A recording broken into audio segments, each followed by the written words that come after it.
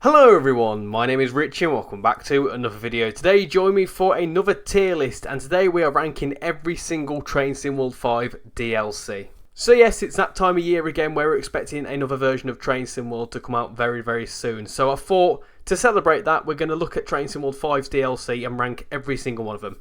So I did do something similar to this last year with Train Sim World 4's DLC where I ranked pretty much everything. We're going to do pretty much the same thing, but this time around I own everything. Last year I didn't own like about 2 or 3 of the DLC, so it weren't quite fair. So now I can give you my opinion on every single piece of DLC content that has released since the release of Train Sim World 5. Obviously, a quick thing to caveat is that this is every single DLC that has released since the release of Train Sim World 5's core routes back in September of 2024. We're going to go in release order with this. As you can see, we're starting with the core routes and then we end up towards the Expert 101 Gameplay Pack. So we're pretty much looking at every single DLC today. Of course, a quick disclaimer is that this is all going to be my opinion, and if you disagree with me, that's fine. Let me know what you think in the comments and what your favourite DLC is.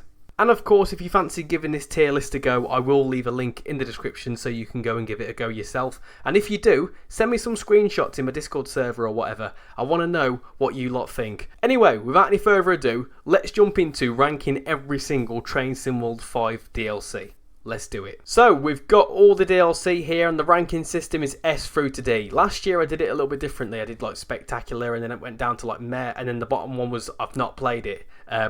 Obviously I've got all these DLC, so it's kind of a bit different this year round. So let's get into the core routes and let's start with the San Bernardino line. Honestly, I quite like this DLC. I don't know where I'd put it. I'd probably put it in B because it's a beautiful route, don't get me wrong, but the timetable isn't the best. And that's not a problem of like the development of the route. You know, the timetable is a realistic timetable and it's not that replayable in my opinion. But it's not a bad route, so for that it goes straight in the middle there. Next up we've got the Kinzigtalbahn, and I tell you what, I quite like that route. Frankfurt is fantastic and I played it on a stream not long ago actually and I really enjoyed it.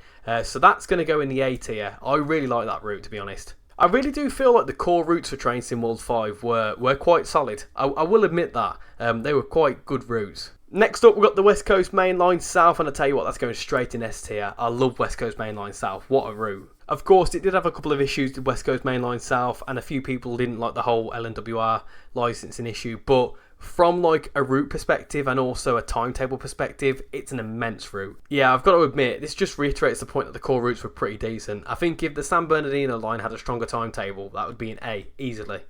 Next up, we've got the Pendolino. That's going in S tier, isn't it? You know, the Pendolino, everyone wanted it for ages, so we finally got it. It was obviously a bit interesting being a deluxe loco, but I can see why they did it, and to be fair, it's a fantastic loco, which obviously now layers onto Manchester Airport Commuter, which we will get onto eventually.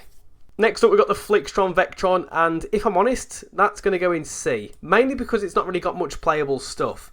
It was cool to get FlixTrain in the game, but you know, it doesn't really do much, and also I feel like compared to the Pendolino, as like a deluxe perspective, it doesn't really add as much as the Pendolino does, so for that it's going into C.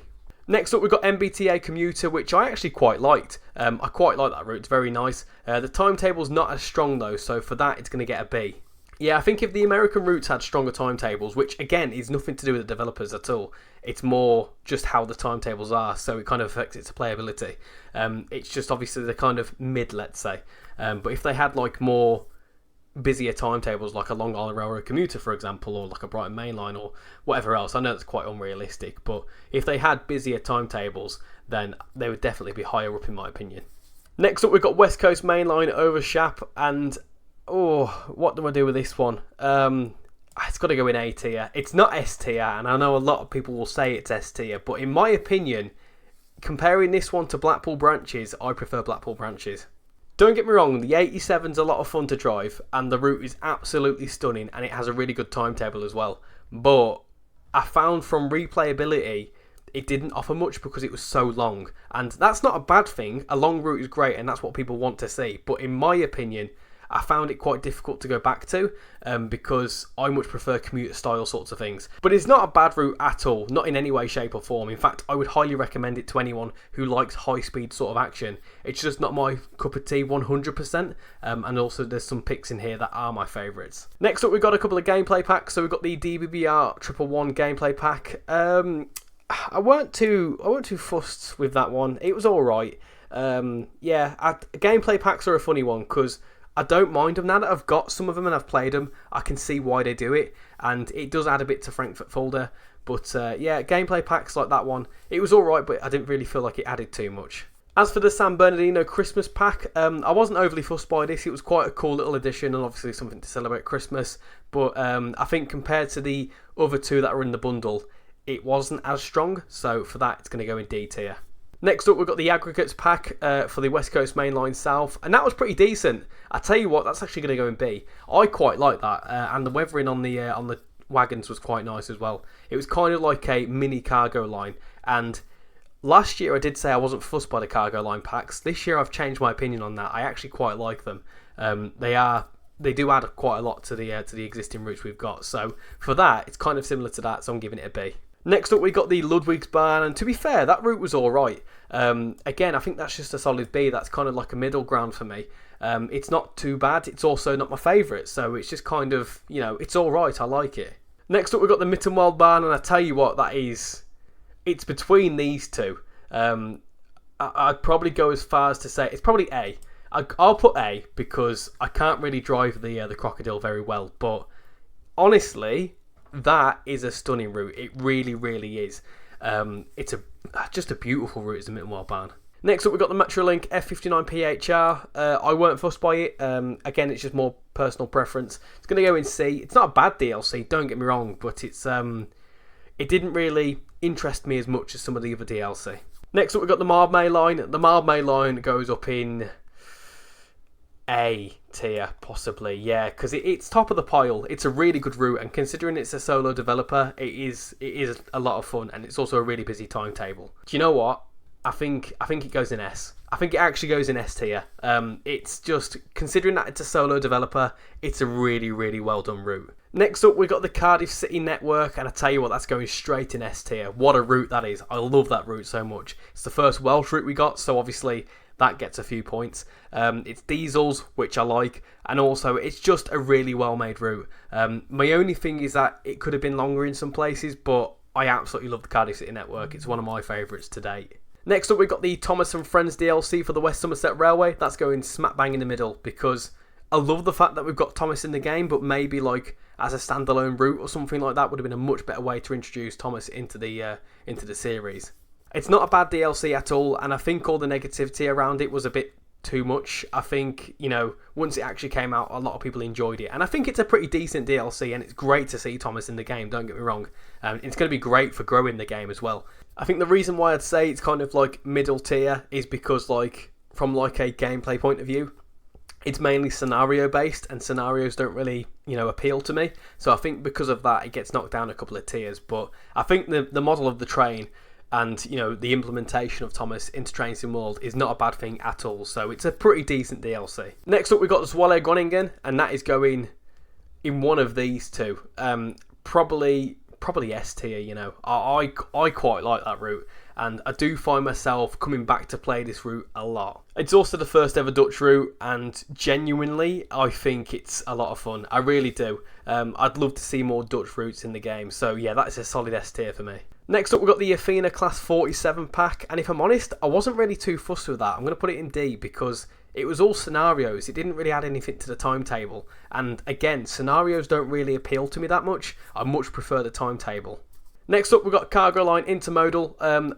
I was saying that the Cargo Line packs are quite fun. This one isn't my favourite. I think out of all four, it's my least favourite, so for that, it's going to go in C.